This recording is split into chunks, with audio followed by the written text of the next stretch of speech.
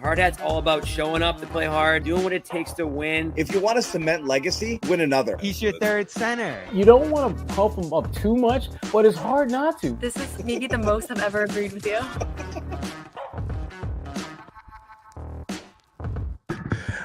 And I'm going to say it right here. Boy. Here we go. Right out of the gate, Jimmy Toscano called this one. He called it. Said it on last night's show. This had to be a hard hat. Yeah, I know, Jimmy. I can't wear this. Can't wear it. Can't sell them if I can't wear them. Had to be a hard hat. Hard hat game. It's a hard hat show, I'll tell you that, because we're bringing it 5 full right here. And this Noah's coming too. Sharad's here. Sharad's here beaming over his Pistons. We'll get to that in a minute. Yeah, he's excited. He's under. Sharad, look up and over. There he is. Yeah, here he is. See you. We see you, buddy. What do they want to do, John? They want to click around. Yeah, we're seeing why early on Pistons will not let you click around on your computer all day. This is actual work, spoken like a man, Jimmy, who likes to click around and not do actual work. I've clicked around in my day. We all click around. I'll hop on a Zoom call. I'll mute it. I'll say, "What's up, everybody?" And then you're ghost. I'll circle back to a meeting, and then I'll circle back again. But if you're the Celtics, you can't do that tonight. You can't have a click around night against this Pistons team. They want to work. That's a Pistons team that's eager. Sherrod, you know the Pistons, they're like first day on the job type shit coming from Detroit. They are skipping to work. They are, you know what, they're like outperforming like the guy that's been there for a minute. You know what I mean? They have figured out how to bring that, like, forget about 10-day contract. They play like guys on the 9th day of a 10-day contract. All their guys do. They treat these games as if it's, I wouldn't say life or death, but it's like a playoff atmosphere. I mean, the way they were defending, I mean, the Thompson kid picking Jason Tatum's pockets. Oh my God. Repeatedly. I mean, he I don't recall too many guys in the league who could make Jason Tatum look as average as he made Jason Tatum. That was like 2022 Wiggins sort of stuff right there. Yeah. You know, like he was, oh my God. I swear if they played a game of one-on-one, it would finish scoreless, I think. It's like he is so good, man. I tweeted it earlier. That was my, like, I've seen them. You know, you don't see a lot of the Pistons, right? I mean, you just don't. You know, but we've seen his brother, and you know, you've seen him in moments and this and that. But holy crap, are these guys athletes of another level? And again, in a league filled with the best athletes in the world, these guys stand out. I mean, these guys are legit. Mama did well. Yeah. I mean, and Tatum still had a very efficient, effective game. And this looked like one of those games where Tatum's like, so no one's going to help me, huh? You know, like even though Thompson was legit, you know, forced Tatum to turn it over, that little spurt there in the first quarter that turned it. Celtics were 20-18. Then they went on that run at the end of that quarter. That was like turnover, basket, turnover, basket, turnover, basket. That kind of flipped the game. Pistons kind of kept them there for the majority of it. It felt like after that. But I mean, I've said all season long, I'm so tired of it's their Super Bowl excuse and this and that. Best shot. Like everyone gets up for it and the best shot. That being said, you watch tonight's game, and this was absolutely the Pistons Super Bowl, and they absolutely gave the Celtics everything they had. In addition to the Celtics playing back-to-backs and 3 and 4 nights, there's an explanation for it, but you still watch it, and you're like, holy crap. This goes back to that Bobby we've talked about a ton. That athletic physical team is always going to be the one that messes with the Celtics, and it's going to throw them off their game. And as Jimmy very astutely put it in his tweet, this is not one of those let's show up and see if our threes fall game, because they're going to make you work for it. When the Celtics aided in that, when the Celtics 14-26 start, they made a ton, and that's the only reason it was competitive in that second quarter. That second quarter barrage was fool's gold. This was honestly a blowout the entire game if the Celtics don't hit all those threes. Then when the Pistons came out and you know put the hammer down in the third, I did not think the Celtics had the juice to be able to come back here. They looked beat. And Detroit was just playing with more juice, more energy, and that's that. Missoula did the right thing to empty the bench. I might have even done it a little bit sooner. This was an L the whole way. The Pistons were playing a lot better than they were, and they were more into it tonight. They're amazing. They're great to watch. I was telling Jimmy last night, this is the team I've watched the most outside of the Celtics this year. It's just a phenomenal watch night in and night out, especially as they've really gotten going over the last 8 games here. Cade's on par with Tatum. He just has been this year, especially as he's really gotten going in the last month or two here. And the creation ability from him, even on a night where he's not making shots. On par with Tatum, easy. Who is? Cade has been this year, yeah, especially through the last month or two here, to get them in this position. I mean, he should be getting some MVP consideration, and definitely. Oh, stop, Bobby! Stop. You guys got to. I mean, look this at his overall numbers are ridiculous. He's 26 this is the worst points. team. This is the worst team in the league a year ago. 6 rebounds. I mean, Cade is legitimately. He's legit, but he's a top 10. He might tickle top 10 in the MVP. He's real this year. But he's real, and they're real. On par with Tatum. He's having a great season, Bobby. I will absolutely co-sign on that every day. You know how I love Detroit. But he's got a few levels to go before I feel comfortable putting him even in the same stratosphere. I put him a level above Tatum. Shut up. Oh, shut up. I said Tatum, not Brown. It's sleepy in the chat here. I'm trying to get things going. No, it's the playmaking. It's the where is playmaking. everybody tonight? And he's right up there for the lead in assists period across the league this year. And again, not the best offense, not the best team around him. Now, the turnovers, the fouling at time for him, he's not the best defender yet either. Those are things I'm going to look for from that team for me to think that they can actually make a run here in the playoffs. But they're going to be in the playoffs. And I said it in December, I think right after a game they played against Boston, because they've always just been so competitive with the Celtics. I felt like this could have been a first-round matchup for the Celtics, and now they tied Milwaukee tonight in the standings for 5th. They're a half game back of the Pacers for 4th. They might be too good to play the Celtics in the first round here. So we were looking for Jimmy. How do they respond to the physicality? How they respond to the speed? I actually underrated that. How big of a dynamic that would be in this game, and we've seen it, John, as you mentioned, different spots this season. The faster teams, the more athletic teams, and in this case, a physical team bothered them greatly. They brought the worst out of Porzingis. They brought the worst out of Tatum early. You didn't have the Brown dynamic in this game, and Cato, who you love to throw him in there for that athletic element, but he was just so unprepared for the pick and roll that the Pistons threw at him that he just got thrown right out of this game. Sure, he didn't get much of an opportunity, so it was tough to figure out exactly. It happened like this play. though. It was Duran, boom, he's gone.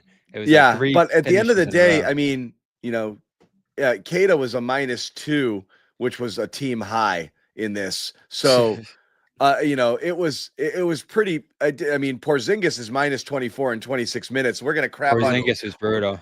We're gonna crap on Keita here. He was, I a mentioned lot of people Porzingis. in my timeline were on Keita. He was problem number 400 tonight. I mentioned Porzingis too. I'm just listing off everybody here who, was pretty complicit in this one. And I gave Joe a lot of credit for the lineups, rotations, the adjustments. The last game, this wasn't as sharp. The double big wasn't working. It was a bad look. I actually thought it would be a decent matchup against a bigger Pistons team, but it looked slow. It looked uncompetitive at times. The rebounding started to hurt them later too. And you got the threes. You mentioned that, John. And it's rare to see that be there and them to get completely destroyed like they did here. And you know who's missing.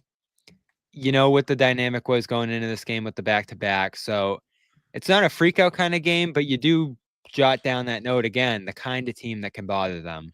And this is it. It's the kind of team, but it's also the way that Detroit played them. Like Detroit, when we talk about they were willing to foul, Sherrod. Well, they were physical. I mean, Detroit was ridiculously physical, and the Celtics could never adjust or adapt to that physicality. Even though on paper, I think they're still the more talented team, but this was an example of why, and I've been saying this all season long, the Celtics are not going to win a championship unless they have their full arsenal available. It's not going to happen. because this is a team that when they're missing one or two dominoes, no matter how insignificant they may appear to be, what the analytics will tell you, they're going to have struggles getting past teams if they don't have their entire core ready to roll. And this was I don't necessarily know if they would have won this game if they would have had Jalen, but it damn sure would have been a lot closer than what we saw. Physical, more athletic, whatever word you want to use. I hated the way the Celtics came out tonight in this game. I mean, Detroit was ready to go. 7 o'clock tip. Detroit was ready to go. They got the fans into it right away. They're running up and down the court. You got Jalen Rose on the sideline, Points off turnovers, drives to the hoop. I mean, the points in the paint differential tonight was embarrassing if you're the Celtics. And that was because Detroit was just taking it to them. They were physical. Was that like 60-20? It was pathetic. The turnovers were really bad by Tatum in the first quarter there. Again, helped get Detroit kind of going in motion, and they set the tone, and it was their game from start to finish in that sense. I know that Celtics made their little run there, but it just felt like Detroit was playing a more complete game on both ends of the court. Yeah, and you don't like it's not losing, and it's not like overreacting to a single loss because again, Pistons shot 31-47 in the paint, John.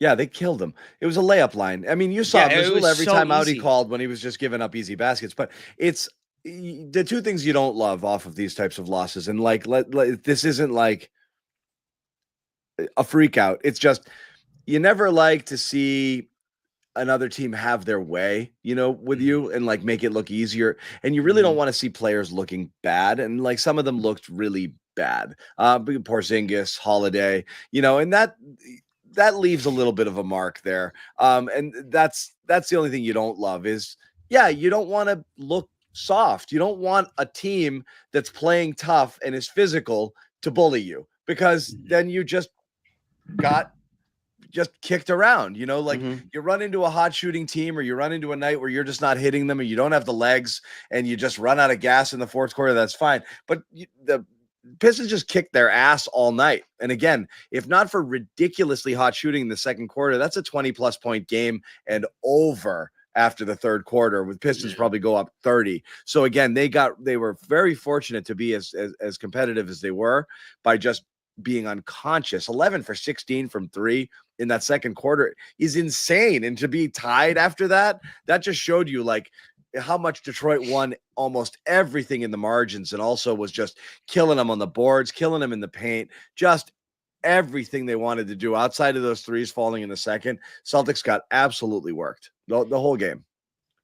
Yeah, and that stretch comes at the end of the second there, where Pritchard's in, and you got the the two guards there with White just passing out of the rotations well. There was a lot of pressure coming Tatum's way. There was a lot of aggressive defense thrown at him, and the rotations were so good for Detroit early that they were able to get out and recover those shooters. And that waned a little bit there in the second. I think Pritchard did some great stuff there to be able to dig into what they were doing defensively a little bit and open some stuff up, free some stuff up. I mean, that and one he had too, or the foul, I forget which it was, where he just got slammed in there. He was willing to play among the trees in there and get the ball out and even finish inside. So I thought you needed a little more Pritchard in this one.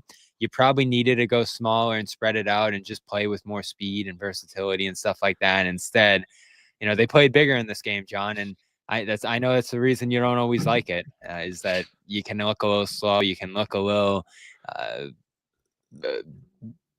just stuck defensively at times, and they got run off the floor in transition and in the paint, as we talked about. The coverages just weren't there, speed wise and read wise. So you needed a better start in this game, because you knew the rotations, the Walshes were going to be in there, Kada, those kind of guys. Players with Tatum off the floor and no Brown weren't going to be able to dig your way back into a game. And the fact that you gave up the lead early with Tatum and all those guys on the floor, like you said, John, you were done.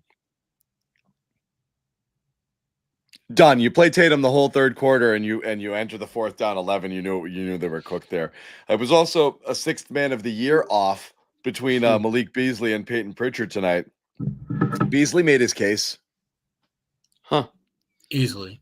Yeah. And I mean, Beasley, that's his game. That's his game. I mean, he's a shooter. He's a shot maker, but he's a streaky as hell shot maker. The only difference between what he's doing now and past years, he's just been a little bit more consistent with it this year. He's last 2 years, 41%, 42% from three. He's scoring nearly 17 points a game this year. So again, the shots are falling. He's been, he's been killing it. So PP's got some heat. We'll see what Noah has to say about that when she jumps in. Yeah, and he's awesome too. I mean, you see the dances and the too short and all that. And too short on a taller there. player was a choice, but I did like that. Yeah, no, he's got something for every shot he hits, it feels like. And I respect it. I liked it a lot. Pistons are no joke though, man. Again, I think it's like 19-8. In 2025, they've been one of the better overall teams here. What is this? I feel like 6 wins in a row, 7 wins in a row for them. They've been good, man. I mean, 8. I feel like, remember the 2021 Celtics, John, and it's Romeo and it's Neesmith and it's all these. Yeah, that's what they were trying to do last year with Cade. It was Killian Hayes and this guy and that guy that just weren't working. And they actually just went out and got real starting caliber players. Beasley's not anything crazy, but he's been getting opportunities there, playing off Cade and making the most of it. You get Hardaway, who's solid. Tobias Harris, actually a good pickup for them. They weren't getting guys who were 16 and 9 and a good 34 minutes like they got from him tonight. And then the All-Star stuff tonight is really exciting if you're them. And obviously, I think a lot of people got to see around the league the kind of promise he has. And it's crazy that he and his brother had breakout, maybe marquee games a month apart against the Celtics here. And I hope he's all right. The injury didn't look great there, but he set a tone early with those plays on Tatum and just super aggressive, strong, knocking the ball off. Tatum was trying to show him up in those spots a couple of times, and he wasn't having it. And, this one does fall on Tatum, whether fair or not, coming off the 40 minutes last night. He wasn't good enough early. Couldn't control the ball, couldn't run the offense, couldn't keep things in control. This was the 6th most turnovers the Celtics had in a game this year, tied for 5th, and it was that sloppy. The ball was just flying all over the place early and often. Yeah, and again, it's a tough. It's me. I'm looking to blame Tatum for everything. Not really, but really in this one, I just don't know what you're going to do here. I think he still found his way to get his points. I do think Thompson was a tough matchup in that first quarter. Really, but they needed ball control. Really Joe's turn things. But podium right now screaming about the turnovers because that's the one thing they can't do. I think Joe's probably saying that he's really happy or something. They needed it.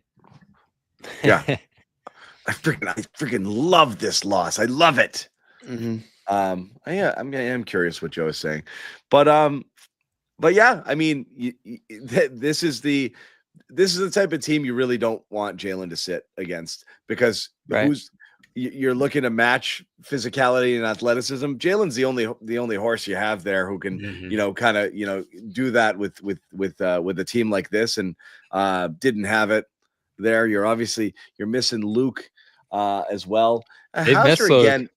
Hauser again, man. The minutes are weird here. Like I look up and all of a sudden it's late in the third quarter. He's got 6 minutes again, and he's back on the injury report again today. I don't know what's going on there. And again, he's 3 points in 12 minutes. What are we doing here?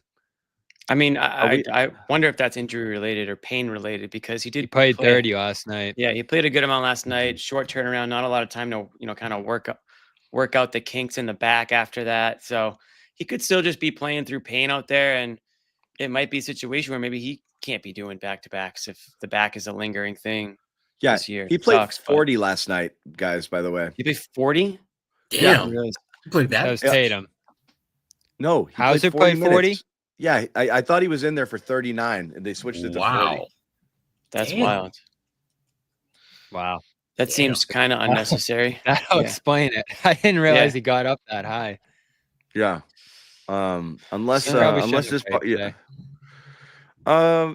maybe not. I'm comparing box scores here in case. Yeah, 39-38. Yep. But you're like 40 minutes. And with him not getting much burn, and Cornette sitting, Jaylen Brown sitting, again, Bobby. We said it yesterday. You're looking at the stay ready bench crew here, and there's nobody ready. There's just nobody. Well, that is a problem. That's a problem when your stay There's ready is not nobody- ready. Yeah. Nobody is good. Like, So I think Joe did a little bit of experimenting here, what right? is going I think on? he did a lot tried- of it, John. I think he did a lot of it. I think last night he starts Craig, and they're playing no bigs here, and honestly, you Craig? didn't get much out of him at all. And then he sits him and he goes, Walsh, and I'm sorry. And again, I'm going to say this before Noah gets on because I don't want to make her feel bad and I don't want to argue. Please do. But like, I mean, you talk about a guy who just doesn't look ready for the minutes, like, and just doesn't look ready for what it takes to do it here. Like, sure, every once in a while there'll be a flash, but like, he's just not looking to do stuff. He looks lost and just kind of running around out there. He's just We clearly talked about not. it though, John. I hate the take 3 threes, and if you don't make any, you stink, and if you make 2, you're great. Like, get him involved in some other ways, and he does try to make himself involved, Sherrod. He does, but Bobby, it's the little things that, for whatever reason, there's a disconnect between him and the right decision. Like, for example, if you get an offensive rebound and you've got Maybe Tatum, look at the basket. Yeah, look at the freaking basket. There was literally nothing, but it was like having It was a the Tatum Ben- show when he went. It in was there a Ben first quarter. Simmons moment before our very eyes when he had the ball and there was nothing between him but air and the rim. And he decides to kick it out, not even kick it out to Tatum, who was in front of him. He decides to swing it out to the wing. And then that dunk, there's no way he should have missed that dunk. I liked it. I liked the try. I love the effort, John, but you got to finish that. I love like the Good try, good effort. Yeah, good try, good effort. I just see Good him hustle. finding Sherrod's ways guy. to instill himself. You know, he had the put back to start last game, the block in short order. He comes in, and it's not much time, John, but you know he's trying. I mean, to do stuff. I think you want it. I think you want him to succeed. I think he's just. It's a rough. It's a rough. Yeah. Yeah, it It's has a been. rough- Go down the Especially line. since It's like every single but you time have a he's few gotten in, he playbooks. has been able to hit shots. To Jimmy's point on the stay ready side, you know, you put guys on. You're right, Bobby. You put guys on ice as long as you do. Like, Well, that's look, my problem with Kada right now. Kada was playing well, and then Kada got put completely on ice, partly because, you know, I think the trust isn't fully there with Joe, but also because Cornette was playing so well, and then Porzingis is healthy, and the minutes just went away. I mean, what do you expect from the guy? He looks like the Cornette he looks like the Kada you were afraid to play last year. You know, he didn't look like the guy who all of a sudden looks like he's got it, like he's a little figuring out of something sorts out, again. making an impact. Right, he's all over the place. He's like, he steps over there and then his head turns. He's like, crap, should I be over here? He's like spinning around like a top. So, and they were all doing that tonight. It was yeah. a disaster defensively. Exactly. It didn't look that bad in a while. We're going to keep talking about this. We're going to welcome Noah on in just a minute. Before we do, we're going to tell you about our sponsor here at the Garden Report. And of course, we're talking about Prize Picks. We love ourselves some Prize Picks. Ah! I didn't mean to do that. Where's my B-roll? Put it back. Yeah, by the way, I didn't have B-roll for it last night, saying thanks a lot. I am the worst. Anyway, there it is. B-roll, we call this in the business. You know what to do here. It's basketball season. You can get in on the action. There's a ton of other sports too. And for new users, you see it on the screen. All you have to do is play 5, get 50 instantly. You pick more or less on a couple of different couple of different stats on your favorite players, and that's it. Run your game. Play 5, get 50 instantly when you use the code CLNS. That's all you got to do. Big cash payouts, fast and secure. 24/7 support. It's all there. So again, download that Prize Picks app. Use that code CLNS. Play 5, get 50 instantly. Prize Picks, run your game. Let's bring in Noah. This looks gappy. What are we doing here? There we go. We tightened that up. Noah is here, and Noah will. We've been around the world once or twice already on this. Noah, you missed Blame Pie. You did. Your main Did I really? takeaways. No, you didn't. Sorry. No. I was gonna say I was listening, so Yeah. I heard you guys worried about me reacting to Jordan Wall. So I heard it all. Oh. I'm not worried as we much say as I don't that? want to have. As much as I don't want to have the conversation. We don't need to have You were actually don't- I listening don't wanna- behind our back? it. Yeah, it's a public show. You know that. Jeez. Give me a break. I mean, She's our number one fan. It's a public show. I guess we can't This force is- you to not watch it. I do like that. Yeah. Well, normally I can't watch because we're at the press conferences. Sometimes my dad will text me being like, "They're roasting you." But this time I actually was able to listen. So. Dad the John's at it informant. again. Dad the informant. They're Love it. roasting you. Love it. Love it. Love it. Daddy Dalzell doesn't get in the chat here ever. I don't even think he knows about the chat. He's Luke Cornett. No? Oh my God! If he said something, I would cower. I'd be so. I would completely fold. Yeah. Yeah. Totally. Yeah. Dads do that. 100%. Dads keep it real. So anyway, your main takeaways here. I mean, it was a bad game. They looked. I think the last few minutes of that first quarter kind of set the tone in the sense that they just looked rattled. They let the Pistons defense kind of make them uncomfortable. A couple of bad turnovers there. That was as bad of a 2-minute stretch as I can remember for a long time. Those last 2 minutes of the first quarter. And then second quarter, obviously they got kind of bailed themselves out a little bit with that hot shooting, but they didn't play well tonight throughout the game. I felt like offensively they didn't really know what they were looking for. A lot of bad shots, a lot of tough shots. And then the end of bench guys, like they got an opportunity tonight. Tonight's the kind of night where one of those guys could separate themselves and nobody did. And I think it's not shocking. It's not overly concerning because those aren't guys that are going to play in the playoffs. But yeah, they definitely did not capitalize on what could have been a breakthrough moment for any one of those guys, whether it's Nimi or Jordan or Baylor, or whoever else. Nimi. Yeah. I love it. We're just going to sell out and call him Nimi, huh? Like on the broadcast, everybody does it. That's just I feel like his name is pronounced differently every single day. I know. But it's like everyone just does it. Like the sideline reporter, it's like, well, Nimi. I talked to Nimi. I'm like, that's what we do. We just call him Nimi, huh? All right. Yeah. I guess I'm okay with it. D White. Yeah, D White. Someone be saying Joey. I don't think we're gonna say that. So I mean, Noah, do you take anything out of it that like leaves a lasting impression, or is it a toss it in the trash? 3 out of 4, bad game. 3 out of 4 nights, back-to-backs on the road, big games coming up ahead, trap game, blah, blah, blah. And there's so many reasons why you could look past this, or this would be an L. And a lot of us actually thought an L was very possible in this game. So it's not shocking, but like, does anything about it stick with you? I mean, honestly, I felt like the two guys that were missing tonight, even though this team was mostly healthy and a lot of the guys that were on the injury report were available, felt like I really noticed their absence quite a bit in Jaylen Brown and Luke Cornett. Both of those guys, I feel like, can just battle a little bit, can be a little bit more physical, and the team looked a little bit soft. Like just they weren't able to respond to Detroit's physicality, and so some of that's like the second night of a back-to-back. Some of that's probably just Detroit got super hyped up and the crowd was behind them and everything. But I do feel like that was one takeaway. I think this team, like Luke missing 2 games, like actually does stand out as like a rotational thing. Whereas a few months ago, I wouldn't have even thought twice about that.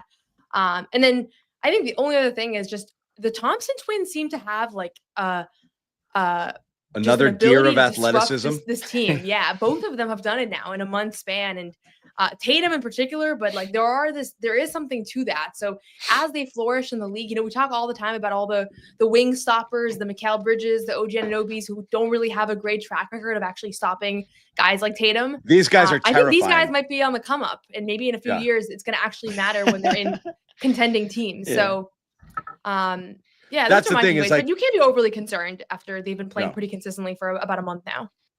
I'm not. Concern isn't the word, but we have to take note. What's the word? The word is my antennas Disgusting. are up. The word is this. Your antennas up. What's the point of doing a show if all we do is come out here and be like, the Celtics are good and they should be fine? Like, you either talk about it or you don't. It's what we said. Yeah. This kind of team can bother them. This type of team. It's like, yeah. They can do more than bother. They can send your ass home if you're not careful. Would have been way more. Wait, did I lose you guys? No. No, we're just listening to you talk, Jimmy. We're no, my screen flashed before my eyes. Before your eyes. Okay. Came into this game thinking that this was a game the Celtics could lose because this is the type of team they could lose to, and then they lost to that team. So whatever word you want to use for that, fine, use it. It's not panic. I don't think the Celtics are, the trajectory of the team is greatly changed here, but there's some patterns because we kind of thought that this could be a tough game, and not because Detroit's won a bunch of games, but this style of team, this athletic young team Messes with them. Exactly. It messes with them. They don't have answers for some of these guys. And yeah, Jaylen Brown would have been a great answer. He wasn't available tonight. Have to assume he will be in the playoffs, or if these teams match up at some point in the playoffs. But you don't have those Thompsons on this Celtics roster. You've got some very accomplished veterans and older guys on this team, but take a look at Noah. I know you love watching the Stay Ready crew in the second unit. Take a look at that bench, or that Not that unit there. tonight.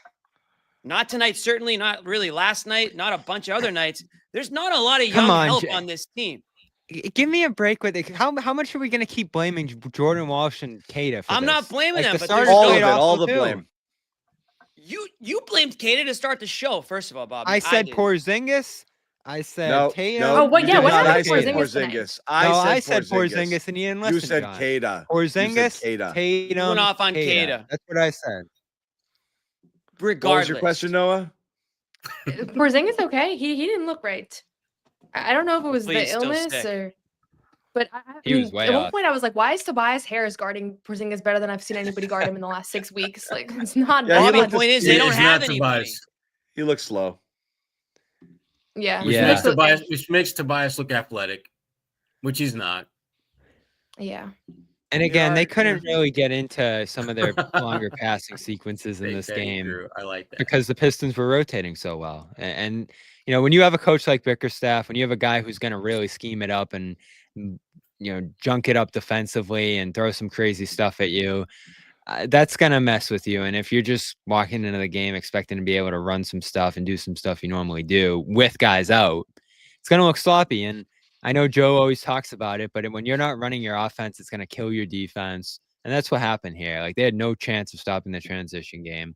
They had no chance of being able to consistently string together stops because they were shooting 35%. They were shooting like 33 from three early. And again, it's that early stretch. I'm not blaming the Walshes and Katas of the world. It was Tatum turning it over 4 times. He was out there at the end of the quarter turning it over 2, even though he shot well early. Porzingis really didn't show up physically in this game. And, playing big on Joe's part was probably a mistake here. And again, it's a classic game. Noah mentioned earlier about like not great shots, not really a clue what they were doing on offense, not working for buckets. You go 11 for 26 from 3 in the second quarter, and you finish the game 15 for 51. That's bad. That's bad. 4 for 25 the rest of the game outside of that. Outside of that, 11 for 16 rather. Absolutely brutal the rest of the way. Brutal. 4 out of their remaining 35 threes outside of the second quarter is what they made. That's insanely bad. So, Oh. Insanely bad. John definitely lost power connection there. It seems Gary like always happens. sharing out of Detroit. Porzingis was hard on himself after the loss. I was terrible tonight, is the quote. We He know said that. it. He said it. I'm glad he said that because we weren't really quite sure how to characterize his play in this. And we've that a talked about it. Porzingis Yeah, issue? we've talked about they need him this year, Noah. Like when he's I love not a there, when Porzingis he's post-loss interview. yeah, he's honest too. But they need his play, and when he's either not out there or not present, even though he's in the game, you notice it a lot more this year. Well, if we're really being honest about this whole situation, them winning a championship with getting as little as they got out of him last year was fool's gold. You can't possibly run that back and expect the same result. They absolutely need him. And we see what happens when, again, 1 or 2 dominoes is either missing or not quite in the position that it's usually in. He was horrible in this game. And to Porzingis' credit, he was due to have a game like this when you look at the long stretch of games where he was damn near flawless. So he's due to have another couple games like this before we get to the playoffs, just for the law of averages. Mm-hmm. Yeah, it's a bad matchup for him. Maybe the illness played a role there, but when you're going up against Stewart and Dern and those guys who are just going to batter you, that's not his game. Like when he can batter smaller guys, that's great for him. But if he's going up against the Giants who are more physically imposing and can kind of push him off his stop, I've always said this about him. he's great positionally, and he's, when they got him, I was like, he's going to change this defense with how great positionally he is. But if you put a body into him and knock him off his spot like these guys do, that's where he struggles. And he fouled a ton in this game. What do you have, 5 in like 2.5 quarters? Yeah, it's pretty bad. But we're definitely doing the selective memory thing again, which is frustrating, both with Porzingis and with Holiday. Like, we were okay with Holiday. Remember, he came back and he looked good and everything was all right. And then he had a bad game, and already the chat's filled with the same stuff of like, what a bust. He's killing us. He's going to kill us in the playoffs. Like, we can't do this all the time, right? Like, it wasn't a great game from these guys, but like, they've been like, Porzingis has been good. I'm stunned at the level of Porzingis hate we have here in the chat. Is there really? Yeah. There's a bit of that was like his first bad game in a long time. That's what I don't get. I'm definitely a little confused on it. The chat's angry about this game than I think any of us are. They are. Hey, they are. I respect it. It's okay to be angry. Yeah. Are you angry, okay. Jimmy? Jimmy just wanted to wear his hard hat, and he's disappointed. I know. I can't. I'm not angry because, again, I think this was something that I unfortunately expected might happen. So it's not that I'm angry. It's just that it's disappointing, I think, more than anything, which is like worse. When your parents are disappointed in you, that's even worse than when they're angry at you, So that's kind of how I feel about it. Again, this isn't like end of the world situation, but these are the teams that, when the playoffs come around, these are the types of teams that you're going to see. What do we keep saying? Forget the Pistons. Forget this game. The Thunder in June. Yeah. Like the highest level of this kind of opponent, the team that could actually be there at the end and that could actually beat you in a series. Because I don't think we think Detroit can, even though I love them. Oklahoma City could do this stuff and beat you. Maybe Denver could do this stuff and beat you. Those kind of teams. Cleveland in some way, although I don't think they're really this kind of team. No, they're different. Cleveland Cleveland goes really deep though. That's their superpower against the Celtics here. Yeah. But they're not as physical and athletic as this team, and not the same as OKC. So it's a different there aren't many different teams type of like team this, for sure. But you notice when they go up against them. I'm trying to think of another. But again, they go out and they go out and they beat the Cavs and the Nuggets, and nobody's thinking about anything related to this. A couple quick shout outs I want to say here as we chug along on the Garden Report. I want to give a shout out to Gio, who works over at my twins' after school rec place, the best after school, honestly, it possibly in the world. America, maybe, certainly around here. It's unreal how good these people are. Shannon as well, who didn't know I did this show and might be watching. If you are watching, Shannon, hello. And also Kim. But anybody from Rec Place right now, shout out to the folks at Rec Place. They do an amazing job there. And Gio says he's been watching since the Heat loss a couple of years ago. So Gio's on board. He's on board. So we like that. John, I can't believe you meet a new person in between every show in person that watches this show. It's starting to sound scripted. No, it's funny is I don't get the same thing. Bobby and those guys get it all the time. In my world, people, John tries to keep cohorts, it secret. I keep it a secret, but two, people like my age, they're watching they're like talking on ham radios and watching like TVs with they're cranking the rabbit radio. antennas. Yeah, they're looking for the UHF dial. So they don't watch this. They don't watch. They don't have YouTube. Let's put it that. So when I run it, when I'm around the kids a little bit, then so every once in a while I'm surprised by it, and they're like, "Oh yeah, of course. I don't have a television. I watch YouTube. I watch the show." So that's great. But these guys are amazing over there. I swear to God, they know my kids better than the teachers at their school. They're so friggin' dialed in. So it's awesome. So shout out Rec Place. Shout out Gio. Absolutely. Yeah. Hopefully he agrees. Better when I did it from the kitchen. Yeah, the kitchen was okay. I got better reception over here. So we could move on to the Cavs, but I want to say, is there anything left on this game that we wanted to discuss before we do move forward? Who else can the Pistons beat, Bobby? You've been watching them all year. Are they legit? I mean, So, could I've they been second round team here or what? I've been saying it the last week or so here. They're pretty firmly lined up against New York. I don't know. We'll see what Indy and Milwaukee do That would because be a they're right there battle. with those teams now.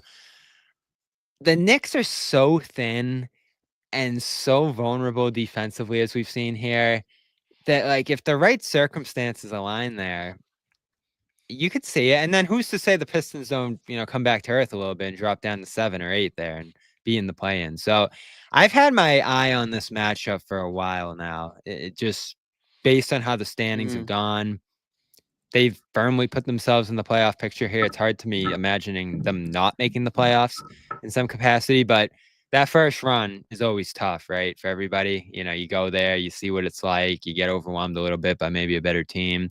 But if they're 7, you'll probably see them first round. If they're 6, I could see them giving New York a run. That's a tough first round. That's just the type of matchup that would just kind of. I feel like I love this team. I really do. They're my favorite team to watch. I'll say this: if if everybody stays healthy, this is going to be a much more difficult run for whatever. Right team now, comes out you're of the talking East. about like Orlando round 1, New York or Detroit round 2, and Cleveland round 3 or something like that. Just the way it looks right now. 3 hard teams for them. Orlando's given them fits over the years. Detroit, we already know what they can do. And if Cleveland loses, they've had no issues with the Knicks, so I guess that's not a problem. But if Cleveland loses, it's Pacers, Bucks. So it's a lot of teams out there in the East. It's a much better East. It looks like right now, at least 1 to 6. Mm-hmm. Yeah, 1 to 6. The play-in tournament is not going to be a pretty one this year in the East. Oh yeah. Also, shout out Michael, Boston Garden Dispensary. I just want to say that as well. Hell yeah. Oh. Ran into another guy. Just one more. Boston Michael. Garden Dispensary? Yes, it's a real thing. This is making me think that when I run into people, I need to keep track of their names so I can give them shout outs. I do it because to me it only happens it's only happened like 5 times in my life, so I'm like, oh cool, I'll mention you. But you guys, I like it. You're actual celebrities here, who people recognize you all the time. Because you guys are on the scene. You're out there. You're at the games. So you're out. You're in the mix. But yeah, Bobby, has anyone ever asked you to say phenomenal? Like, hey, say phenomenal. Do the phrase. Yes. Can you just say it? Hold on, let me get on my recorder. Can you just say it? Probably. Back when it was big a couple years ago. Record my voice, my voicemail message. Yeah, we were like pushing cameos for a while. Yeah. Hats. Yeah, it was big time. Oh, Bobby's gonna start doing cameos, isn't he? Oh God. Yeah, I don't created think a monster. He is. Oh my God. You should. $5. Why not? See what happens. All right. So I don't. Give me a coffee. Have the Tatum? Because it's one game and there's no reason to overreact to it, and we're out of stuff to talk about. Did you guys have the Tatum convo the other day? No. Yes. You did? We had the one. Which convo? We had the one we wanted to have, not the one you wanted to have. Which one? We said he's amazing. I don't know what about you his want quotes. to say. No, we did not talk about the quote. Bobby. Yeah, no, we talked about the Washington Post piece. We didn't really though. Okay, so I did want to ask you about it. We didn't. The Tatum, the dozen interview, face of the NBA sort of stuff, and basically talked about this whole underappreciated thing, which we're back to with this. The asked a question just kind of like face of the NBA and how people perceive him, and he said something along the lines, if you just look at my stats and you called me player A, people would view it differently, but because it's me, less so. And he's talking about being judged here. Did he win a championship? Yes. Gold medal? Yes. Always part of winning seasons. First team All NBA. Those are things that are hard evidence. Face of the NBA, they can always debate, but it's like I check off all the boxes. And look, it's not he also said this just for proper context while saying I don't really want to insert myself into the face of the NBA debate. So he's not out there lobbying outright I have to be the face of the NBA. But this kind of comes back up here and it makes the talk show circuits again about, the conversation is here. Is Jason Tatum underappreciated? again, is he a face of the NBA candidate? Is the hate, has it gone too far? What's the point of it? I almost wanted to do a hate pie of like, what is the I'm down. reason why Jason Tatum is so underappreciated? Because, I've always said, as soon as you have to as soon as you present your resume or have to explain why you're good, you've already kind of lost the argument. It's better when people just think it on their own. So it never turns out well when this stuff is out there. But like, why does it keep coming up? And why do you think he is? Again, it's hard to say how much hate. You're a Boston fan. People are going to hate at you. So you're going to hear it a lot. Covering the Celtics. So I don't know if it's different than other stars in other places and if he's any more hated than others, than other superstar players that might have a wart or two. But is it real? And is it bad? Is that like, how bad is it? Like, how underappreciated is he and how disrespected is he? I think relative to the accomplishments, pretty underappreciated, disrespected, whatever you want to say at this point, because it's like you're it's like you're looking good. Yeah. It's like you're looking for stuff, because even after the championship, it's a celebration and the way he did it, right?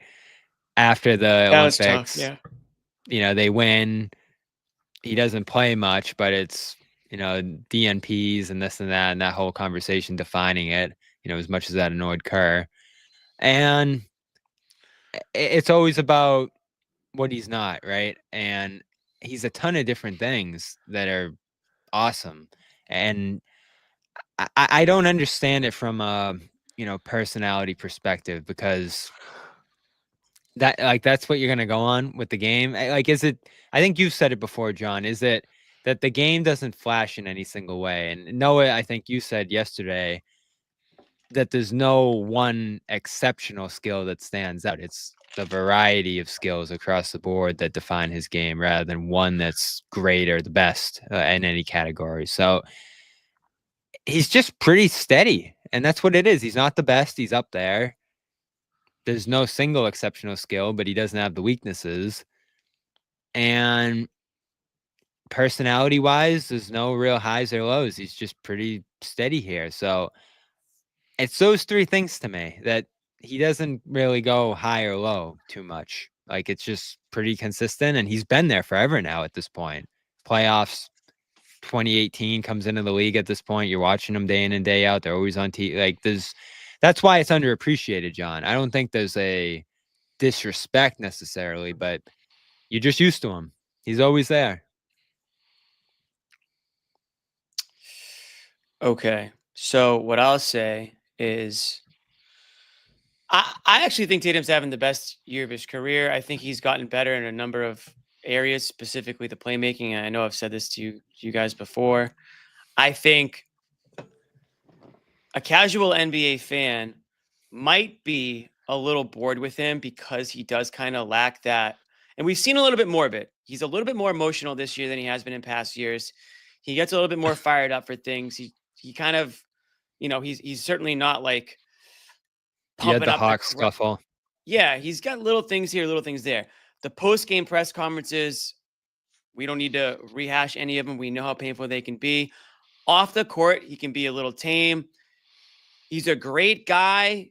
I don't know him personally, but he seems to be like a great example. He seems to be like a really great role model. Obviously, he lets his kids stay up late. Yeah, great father. Right. Right. I'm kids not do a whatever parent. they want. That's cool. I'm not a parent, so I'm not going to get love into that. when they should go to bed or not. But he's a great person to be the face of your franchise because of all the things I've listed.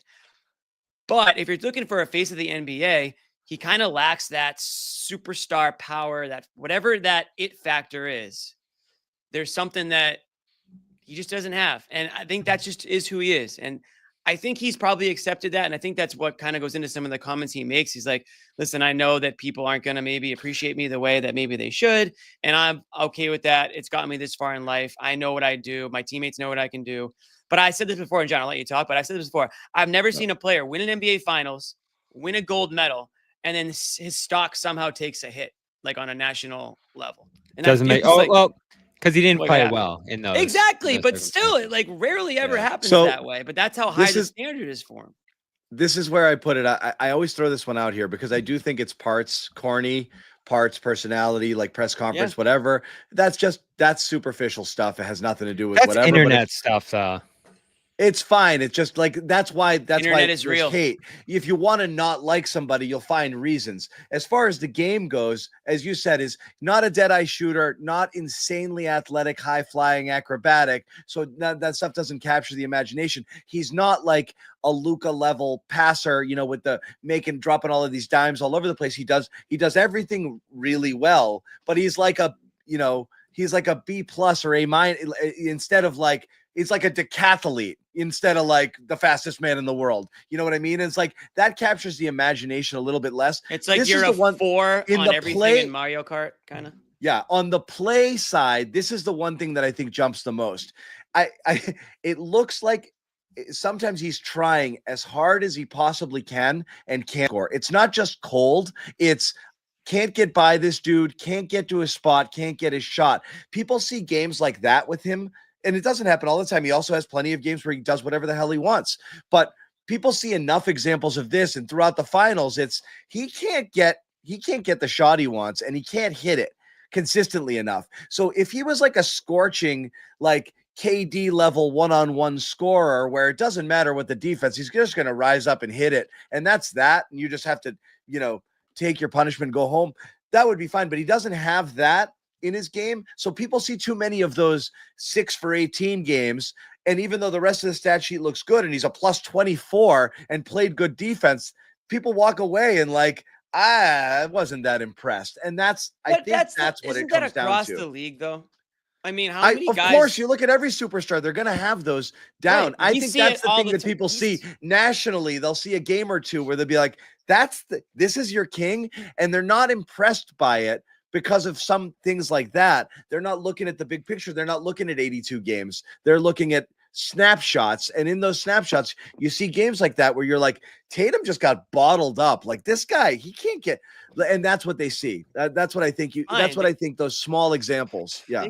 Yeah, but unless there's 28 teams that they could be fans of, that Tatum's still a better player than whoever that is their favorite player on their team. Yeah. So.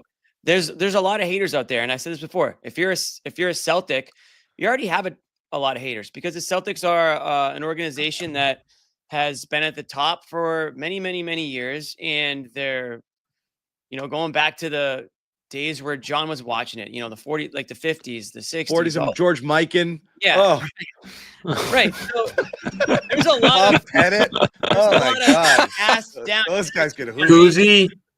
Hatred, Koozie. all those guys. God knows. So there's a lot of just hatred just because you wear the jersey. So there's going to be some of that with Tatum. I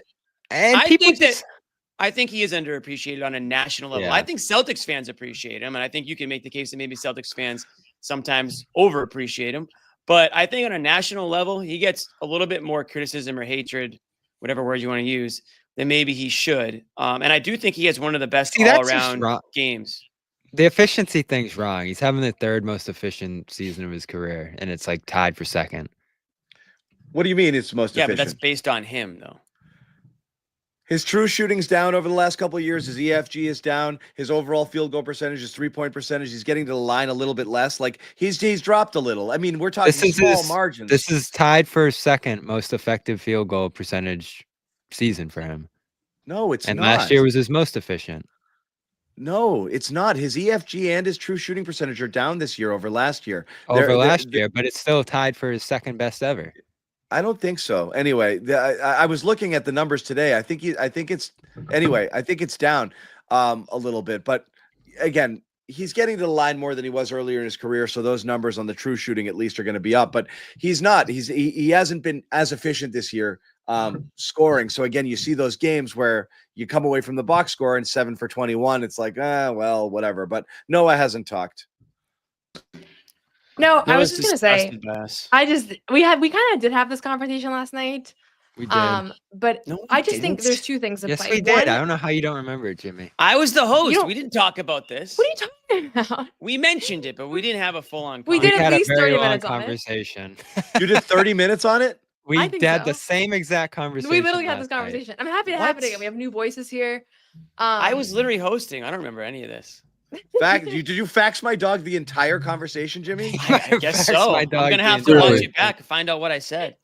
Okay, my thing is with the face of the league thing, and I've done a couple of radio hits this week, and this has been the biggest theme on all of the radio hits is like, is Tatum the face of the league? Like everybody's talking about it right now. And part of it is this Washington Post interview. Part of it is just this is the time of year where there's not that much happening in the NBA. I think the face of the league thing needs to be a closed case. If you're consistently playing in June and you're one of the best players, you're who defines that generation. Like that's all it is to me. The reason that it was LeBron and Steph for so many years, in addition to them being all-time greats, is because every June you knew that they were going to face off, and that's that really. And there are other great players like James Harden had some great individual years, but he doesn't define that era. He wasn't that guy. There's a reason why when Tatum the other day said the LeBrons, the Stephs, the KDs, it wasn't James Harden, right? It wasn't other guys that had great individual Westbrook. seasons. And so, yeah, it wasn't Westbrook, even though Westbrook obviously is a guy that Tatum has a ton of respect for. Like those guys are the ones that define that era because they won the championships. And so in 10 years, nobody's going to remember if he was corny or if he had an off year or down year or if he had three scoring options on his team or two or whatever else. They're just going to remember if he was a winner or not. And I think this, like some of the stuff around him does kind of remind me of early career LeBron. Like LeBron in his first 6 or 7 seasons, really just people were like, he was the most hated person, right? Everybody hated LeBron. I remember in 2011. Well, like, that's always the case. but he's not anymore. I think He's he really still is. not. Yeah, The but, public perception of LeBron has completely shifted in the last decade plus. Some, but no, like I said, it's not really. That's the Yeah. whole point. Is It's if changed. people have to keep making What do you resume mean? cases, People like still hate LeBron. What are you talking about? But it's No, but not changed. nearly as much. The universal thing now is to respect LeBron. In 2011, the entire country was a Dallas Mavericks fan for 2 weeks. Like the world it's a different. Like I think a lot LeBron of gets people. LeBron gets a ton of hate, He gets a ton of hate, but he's also one of the most revered athletes of all And time. Like, but you guys, again, you're in your NBA Twitter world. Sure, that makes a lot of sense. And by the way, me and John have been on this show hundreds of times saying LeBron's the GOAT. So it's not coming from me. But Yeah. if you listen across the landscape and again, more casuals, LeBron is still public enemy. No one number challenges and his he's on the Lakers now, by legacy, the way. though. So you can bet that if the Lakers are in the NBA Finals, they're still rooting against him. Yeah. yeah, but my Jason- point being, Go ahead. no, I was just gonna say, like, is he underappreciated right now? Probably. Should it be a thing that if I were him, if I was his PR people, I would tell him to just move away from this conversation because it's not making him more likable to be wallowing in people's public opinion of him. He has all the deals. He has the 3rd most popular jersey. Everybody in TD Garden is wearing his jersey. They're not wearing Brown jerseys. They're not wearing Pritchard jerseys or Derek White jerseys. Like he's the guy he's the defending champion. He's probably going to win finals MVP if they win the championship this coming year, unless he blows it. I think like that's just how nature would take its course. So I don't know. I just feel like with him, like it's just kind of comes with the territory. And it's why a guy like that's- SGA doesn't get hated is because he just burst onto the scene like literally this year. That's a So great point, Noah, because we said it after the Olympics, John. Just go out there, put the ring on the middle finger and be like, I don't care I'm not playing. I just won the championship. I'm the best guy in the league. F off. And instead it's, oh, well, it's cover a 2K. Yeah. I didn't expect this to happen. And That's the point. Just had the walling over it. Like, just flex the resume, look at the wins, look at the productivity. If you want to call me the face of the league, great. But all that said, and he did that to some degree here. Yeah, like I said, is the part of this interview, like I mentioned at the top, is him saying, I don't really want to be in this debate. If people want to debate it, that's fine. So he's not doing that, but he can't help saying, like, by the way, have you seen all of my stats and numbers? And that I've said that from the get-go. No athlete should do this. It really doesn't serve Tatum well because he does have that kind of like AAU baby sort of vibe to him. And I think that's what some people don't like about it, that like AAU brat sort of thing. And that hurts the perception, but he's not the only guy. I think a lot of players have that. But the victim mentality doesn't do him any favor. So you're right. From a PR standpoint, stop it.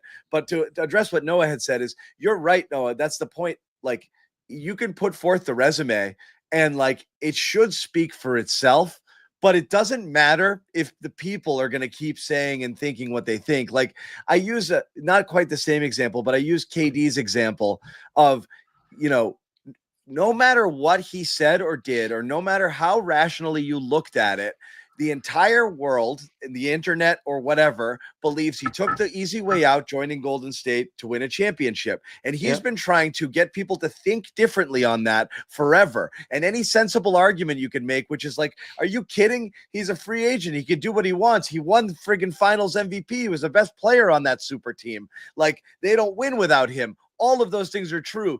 KD cannot change what people think about that as much as he's tried, and he's spent years trying to make people think differently. So if people think this about Tatum, he can't undo it. Like they're the stacking. If Tatum never wins another title and puts up numbers like this the rest of his life, this is what people will continue to think of him. Good, not great. You can't erase that. Like, no matter how hard you try, people will continue to putting up the numbers and will keep talking about whether he's underappreciated, but it's not going away. It's a perception thing that exists for one reason or another. And I'm trying to figure out what the main reason why is. You know who else for him? Yeah. Go ahead, Jimmy. You know who else was underappreciated their entire Celtics career, John? You're going to hate this. Paul Pierce. Pierce? Yeah. Paul Pierce was underappreciated his entire Celtics career, his entire NBA career. And yeah, when he won a championship, guess what they said? Oh, you needed KG. He's rocketed Ray past Allen. Pierce, though. He's what? Yeah, he's sure. rocketed past him, yeah. Well, yeah, in terms of talent or whatever, but I think in overall terms of accomplishments, exactly, yeah. But Paul Pierce, Bobby, check yourself, because Paul Pierce is a top 50 player in the NBA. That's official. That's already happened. Check yourself. Check yourself before you wreck yourself. Where are my Paul Pierce fans at? And that's exactly my point. You can go. It's not just a Jason Tatum thing. You can go around the NBA, and there's probably a bunch of guys who feel like throughout the course of their career they were underappreciated. Congratulations, Jason Tatum. You're the latest one. But Paul Pierce, he's like and he was playing in an era when the Vince Carter, Dwayne Wade. You can make the case that Pierce was better than those players, and he wasn't getting half the love that those guys were getting.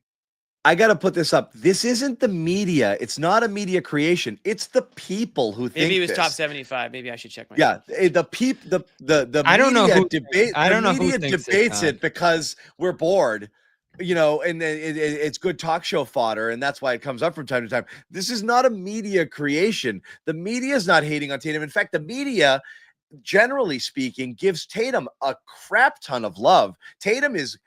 People gush over him, and and most of the NBA analysts and most of the national media players do. This is absolutely not media creation. Do it last night. Is something media snaps up. This is. I don't know where this. Is what the people think. Yeah, I don't know where this stems from, and no, maybe you have another idea on it.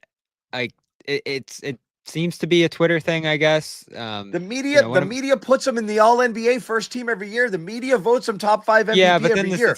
This is not a media creation. So who are we talking about? Whatever. Trolls? I don't know who we're talking about. It's Twitter. It's the podcast. Instagram comments. The fans. Instagram. No, it's not the fans, because the fans love him. He's third in jersey sales. Yeah, so it's just trolls. We're basically talking about Twitter trolls, because he does have the jersey sales too. We're talking about trolls. That's the thing. It's becoming an annoying That's why, I feel like he is. He's responding to a small popular. subset. Yeah, he's which very is fair. popular. And also, I always want to contextualize, like you said, John. Like, he was probably asked 10 questions about this, so he gave them something.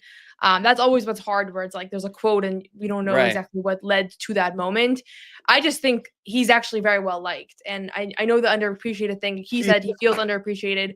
That's fair. I mean, a lot of people feel that way on their daily life. I think probably most players in the NBA feel underappreciated to a certain extent. Sure. But I think that he is actually pretty appreciated, and that when it's all said and done, these kinds of things are not going to really be relevant when in the stakes of his career. He's going to have such a ridiculous resume by the end, and he's going to have been around, and because he's so durable too, he's always in the big moments.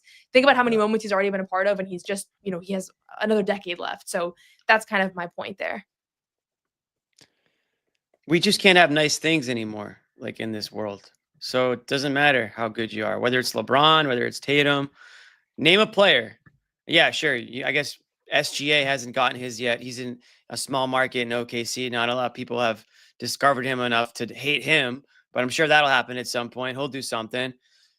Jokic, whatever. People want to hate. It's much easier to hate than love. So that's just what happens. If SGA has 4 deep playoff runs where he doesn't get over the hump, it's suddenly it's going to be SGA's 29 and he's never going to be. There's always someone with a target.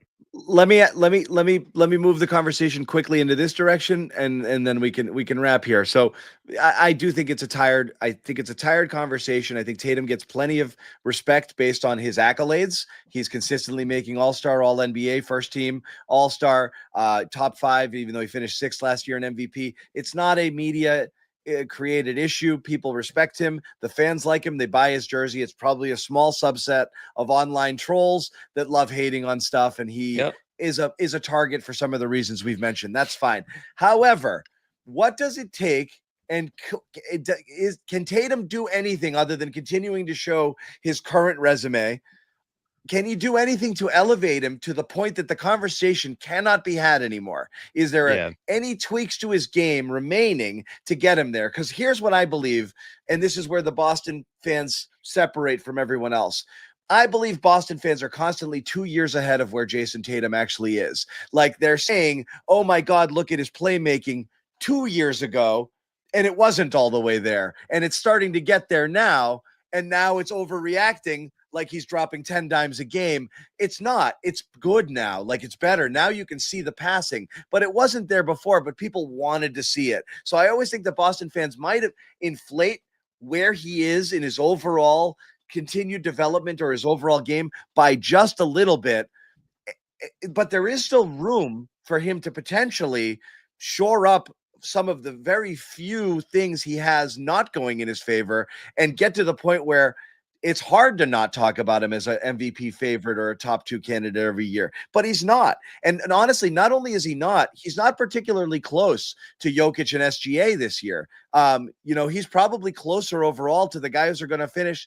I think he finishes 3rd, but he might be closer to the 7th place in voting than he's going to be to the 1st or 2nd. So like, what's it going to take to jump into that upper echelon where nobody's debating, is he truly one of the greats? Is he the face of the NBA? Is he a star? What's left? What's left for him?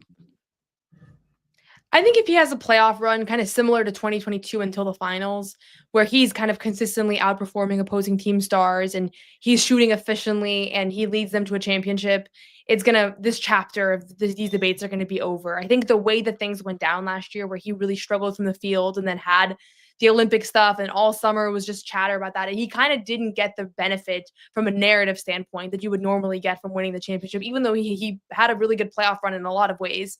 But if he has, I think if he has just a good playoff run and they win the championship, I think that people will move forward from 22. Now it's like he's won 2 championships. He's done this multiple times. You're going to have to, I think it's going to be more about that than any particular skill set or personality change. Yeah, that one's obvious. And I think, John, you're going to point more in like the stylistic direction, because I do think that's part of the conversation there. Less too. style. It's not the style. Approach. I put it in the chat, Bobby, earlier. It was this. It's like, I think it's a shot diet, and somebody used that term in the chat, so I'm kind of borrowing it, but it's a good way to put it. He's in a difficult spot with that. It's the shot diet where he's still that guy who wants to force it when it's not falling to see if he can find it, and acting like scoring is the way he's going to affect the game most. While where I think is you eliminate 2-3 bad shots a game and he's looking to pass more. And that's that. I said it in one of my predictions. Tatum will score less, but his overall game will be much, much better. I still want to see that season where he goes 25, 10, and 8. And I think that's going to be an overall better player. And that's going to look better too, because I think, you're not going to have as many wild contested misses or those games where the field goal percentage looks low because he took too many tough contested shots. I think that's the next evolution is like, if they're going to double you every day, every time, just have a Jokic line every once in a while where you take 11 shots, 10 shots in a game. And he had one recently. I think he took 13, but you drop 14, 15 assists. If they're going to come at you make him pay. Like, just be that guy. Take the game as it comes. I think that's always been his next evolution, because I don't think he's ever going to be like the 35 point per game, run away with it, scoring type guy. I think he's always going to be a complete player. I'm saying complete the completion, like he's almost there. I think he's just got to finish it, get there all the way with it. Yeah. No, I like the cutout 'Cause it's 1-2 bad close. shots a game. I do think we Yeah. underrate how much he's just following the team's lead on his shot selection. I don't think it's 100% him. Maybe those like step back, like heave kind of ones, but the amount of threes you see, I think, is very oriented around what the team wants to do. And, he plays a way that's team friendly. Like, he's not going for 30, 35 there. He's not Or if he wins trying 4 to, titles. Yeah. he's not trying to stuff the stat sheet. He's not trying to steal the ball away from Jalen all game. And that's another factor here too, is that he's, sharing the mantle atop the team with another, highly recognized, highly regarded star. And so that's another dynamic here that he, I think, handles well. So for me, like, stylistically, I do want to see him play more like a power forward sometimes. I think it's more natural for him. I think it's prettier. Like, he's got the great post game. He's got the, jacked frame now that can help him finish inside, all that kind of stuff. He's a great rebounder. So I think those aspects of his game are a little more natural, but he's playing outside, taking 10 threes a game. He's the point forward, and he's come miles and miles with that. He just has to do so much. And so he can't do everything all the time. But I do think what he's best at, Jimmy, is defending centers, rebounding, finishing inside through traffic, barreling his way to the rim and passing out of there too. I love that stuff, but they play a perimeter game and they want him to absorb the pressure on the perimeter, and he's always compromising, and I don't love the 10 threes a game, but that's the style this team plays, and it's been successful. Yeah, and this is a cop up, but I think both Bobby and Noah are right here. So I agree with Noah that to shut up the haters, quote unquote, and that's really what this is about, because I kind of want to go back and say that I don't think he's underappreciated on a national scale. I think there are the loud minority of people that are just haters. And I think, to Noah's point, in order to shut them up and to prevent them from having anything to kind of hate on Tatum about, yeah, he would kind of need to go Cedric Maxwell and put the team on his back and carry them to another title. Now, I don't know if that's possible with the makeup of his team. They're too talented around him, and maybe that hurts his his MVP candidacy a little bit because of the talent that's around him, because, as Bobby mentioned, he kind of shares the top mantle there, because they brought in Porzingis and Holiday, and those guys kind of catapulted them to a win. So there's a lot of he's balancing everybody's shot totals and all that. But I think we can all agree that when he's out in the court, that's when the Celtics play their best basketball. He is the connecting piece to the starters and to that second unit. I do think that he's expanded his game tremendously, to take a word from Bobby. I think his playmaking has gotten much better. To your point, John, yeah, there are some frustrating things about his game still, but find me a player, maybe Jokic aside, that doesn't frustrate you about something. And I think it's a little even bit Jokic, not an all-world defender. Sure. It's unfair to expect him to not ever do something wrong, or to not ever take the superstar approach and take a heat check or two when you maybe would want to see him pass it instead. I think he has made that pass way more often this year. I think he's goaded teams I think he's literally put teams and put opposing players where he wants them in order to make a pass out of a double team. So I think he's getting smarter. So I will agree with Noah in that, yeah, he kind of has to, in order to shut the haters up, and it might not ever happen. I mean, dude, people hate, aside from like Jordan and I don't know, maybe like Tim Duncan, who didn't really have a hater. There's haters for everybody. He's going to have to go the Duncan route. There's always going to be haters. So like that might not ever go away, but to really just shut people up, yeah, he's going to kind of take over a team for a playoff runner for an NBA Finals. But to get better, to take his game to the next level, sure, he needs to probably raise that shooting percentage up a little bit by playing smarter basketball, limiting the turnovers. And now all of a sudden you're talking about, again, you're talking about an all-time player if he can do all of those things. I mean, there's a handful of guys that have been able to do it. So if that's the barometer now, then yeah, I mean, you keep raising, or moving the goalposts, whatever analogy you want to use, then sure, he's going to have room to grow there. I love the Duncan comparison, Sherrod. 5 titles, didn't say a word, didn't really change, wasn't face of the league, did everything right. Like that's who he could become if he Yeah. plays his cards right. Yeah, and that's a big if, because the one thing about Tim Duncan, and having covered him all the way back when he was in the ACC, and I was covering ACC, and he was at Wake Forest, Tim Duncan has literally never changed. Yeah. He was always the best guy on the floor, who you would think he was the ninth man, the way he carried himself. Yeah, the potential is there, but the one thing, Bobby, you said that it always comes back to is winning championships and having the right pieces around you to do that. And to me, that's the one thing that I think is so critical to that coming to fruition is can they keep the pieces around him that are necessary to keep winning championships? Because you're looking at Cleveland, you're looking at, the Knicks aren't deep, but they're Oklahoma City, the Lakers. I mean, things are going to get interesting in the next few years, and will they be able to keep up? Remains to be seen.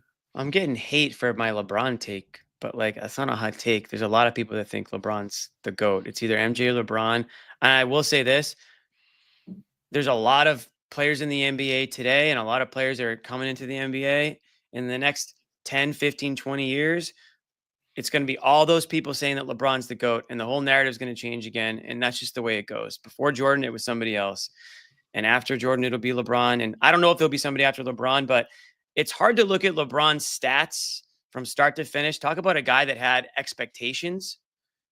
Mm-hmm. I can't think of another player in any sport that's actually exceeded the expectations, and the expectations that he had when he came into the league were astronomical. And he's, say what you want about him. Yeah, he's lost some big games, but you could also make the case that they had no business even being in some of those NBA finals. He talk about putting a team on his back. I mean, he put some really bad Cavs teams on his back. He's playing 1-on-5 for the first part of his career. I mean, what are we talking about? He's a part of the team that maybe had the greatest comeback in NBA Finals history, him and Kyrie, that's down 3-1 to arguably the greatest team assembled, that Washington Warriors team. And they came back and they beat them. So, and LeBron's still doing it. By the way, LeBron is still a top player in this league at age 40. He's still playing bully ball. He's still playing bully ball out there. MJ wasn't doing this stuff. So again, I don't want to get in the MJ LeBron discussion tonight, but for everyone saying, "Oh, shame on," you kind of did.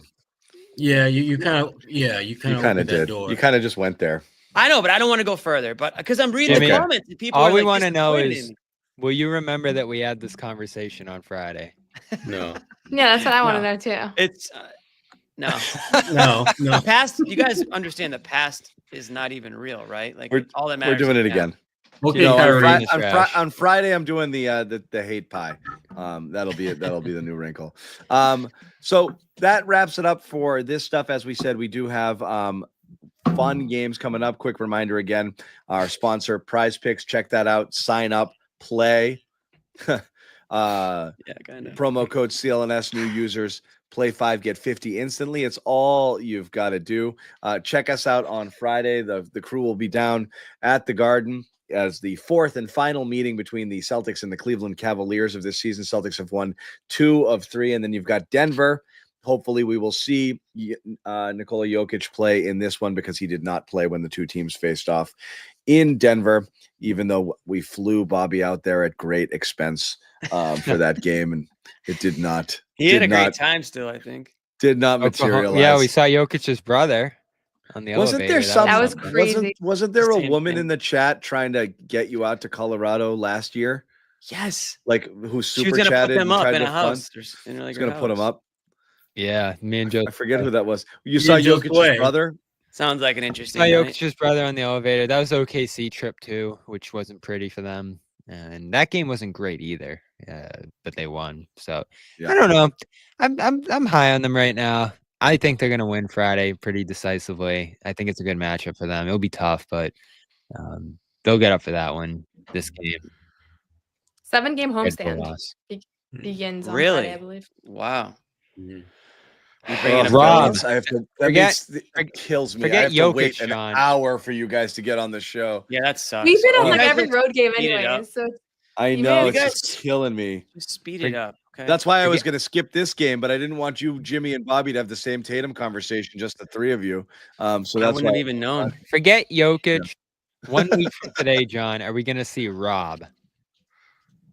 I don't know. Dude, I'm Rob almost doesn't- sad. Rob doesn't I want to. know. I want to remember Rob as he was. So I don't know.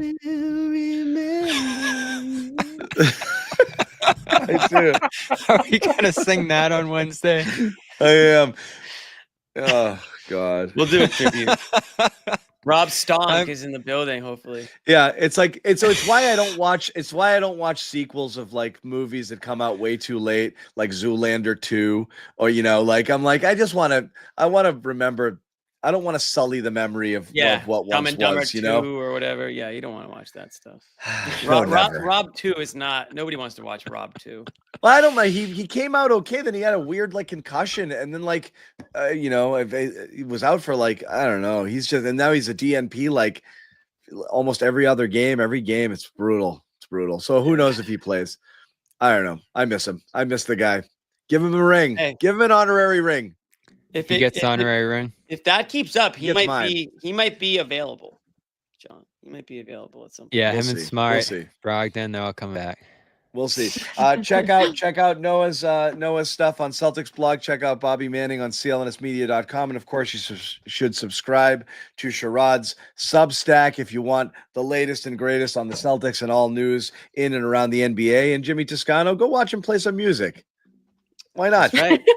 You can do that. Why not? You can definitely do Let's that. do that. I'm Check around. it. He's not gonna. Where can we write find you, anything. Jimmy? For those of us that have never heard you perform, where can we find you? When's the Jimmy next Tunes gig? on Instagram. Jimmy Tunes is where I post all my gigs. I'm not No, gonna but say what my where can next. we find you? Is like we want to watch you perform. Where She can wants that to be? see you live, I Jimmy. never missed a live. show. I want one row seats. Hunter. All right, so I'm not gonna say my next gig because it coincides with a big Celtics game coming up this week. That I don't want people to go to my gig and not watch the game. But the following Friday, March 7th, at Hunters in Boston, South Boston. I love the Hunters. Bobby's a big Hunters guy. I don't know if there's a game that night. I won't be on the show if there is, but I will be there. That's a fun spot. You got to be ready to bring the energy. I ready to think I party. lead the show in Jimmy show appearances. Oh, you do. John's been to 0. You kidding? John's I'm been to always 0. there. I think I have That's him at weird. beat too. And by the way, the food at Hunters is unbelievable. So even That's if you what hate I'm there the music, for. Yeah, Jimmy's even if you hate the second, the music. food's first. you get a great Ouch. meal. Okay. But You get a great meal. there for both. Yeah. Yeah. All right. Good. So we will check it out. No, you Go won't. check out Jimmy. you I'm there all the won't. time. I love it. I can't get enough. But we're back on Noah's Friday. gonna be there, guys. Noah's gonna be Huge- there if you're watching. Huge so. game. Don't tell people Noah's gonna be there. These freaking weirdos are Why? I gonna need show people up. to show up. Be a line down the street. I'm sending a security detail. Yeah. Anyway, we'll see you on Friday. Celtics Cavs should be fun. Thank you guys for joining. Tell all your friends. Big game coming up, and obviously we're heading into the stretch run of the season and into the playoffs, where we still expect good things despite disappointing loss to the Pistons tonight, 117-97. We will see you all on Friday. Take care. No one's sneaking a vegan brownie by me. I'll tell you that. Okay, you know what, John? We're gonna do it. You have to feel that way too, Bobby. I have Say to it. feel You that said way. it. Let's slide Al over and make Luke your first center. Bobby, we gave you Luke hour early. We're not going to end this on a damn conversation about Luke